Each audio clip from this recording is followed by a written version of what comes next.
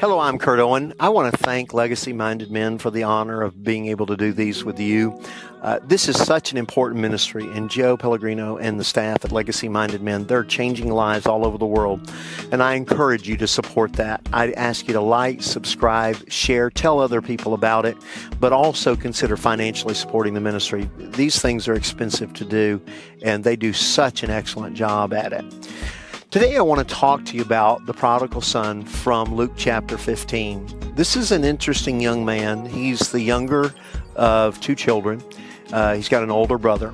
And one day, basically, he walks into his daddy and says, "Give me my inheritance," which is a kind of a nice way to saying, "Daddy, I wish you were dead, and I want my stuff." Now, evidently, the prodigal has gotten in his head, "I know how to live life better than Daddy does. I know how life should be done. I know how possessions ought to be spent. I'm smarter than where Daddy is. Daddy is irrelevant. Daddy has not changed with the times. He doesn't understand what the world is like today."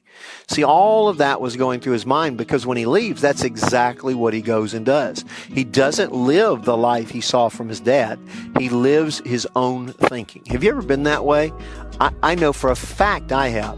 And I'm not talking about before I got saved, definitely before I got saved, but even after I got saved, man, that was a challenge for me, that I thought somehow I knew better than God. One of the biggest, and people say, "Oh, you're so that I couldn't no, I would never think that I know better than God." Sure we do. Anytime God speaks to you and you make the decision not to do what he said, you think you know better than God. Anytime, let's say you're called of ministry and you think, "I could never do that. I've messed up my life." You act like God didn't know you were going to do that. And yet you think you know better than God, and you need to be able to make a change where that's concerned. So he goes off, and what happens? He lives life the way he thinks life should be lived, and he loses everything. And at this point, does he run back to Daddy's house? No, because some people are hard-headed like me. I've been hard-headed in the past. And you think, well, I'm just one break away. I still know what I'm doing. I'm still right. Even though none of this is working.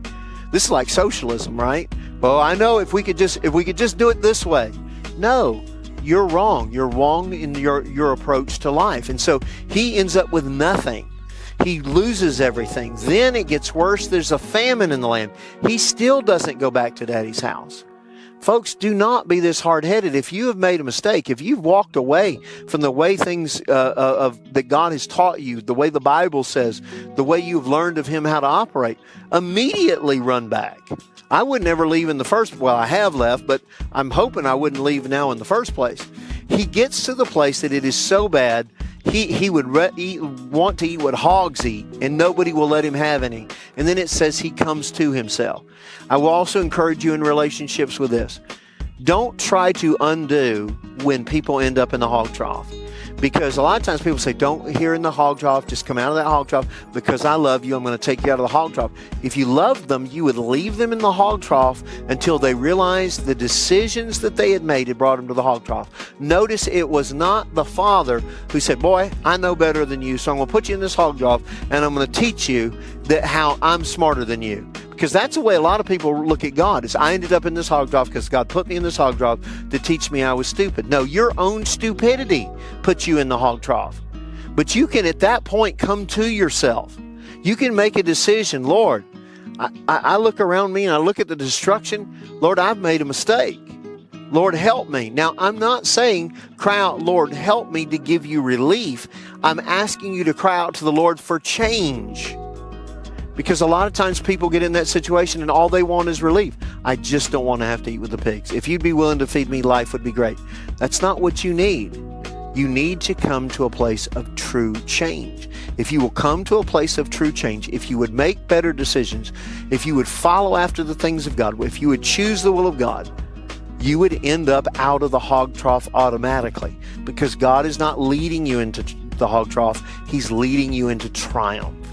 That's what 2 Corinthians 2:14 says. Thanks be to God who always leads us in triumph. If you will follow God, you will not end up in the hog trough. If you are tired of living according to your own principles and your own way, and you see the destruction, run immediately back to Daddy's house because you are wanted, and the minute you show back, He's going to give you the very best robe, the very best of everything, because He loves you and wants to help you. I'm Kurt Owen reminding you that Jesus is risen. Victory is assured.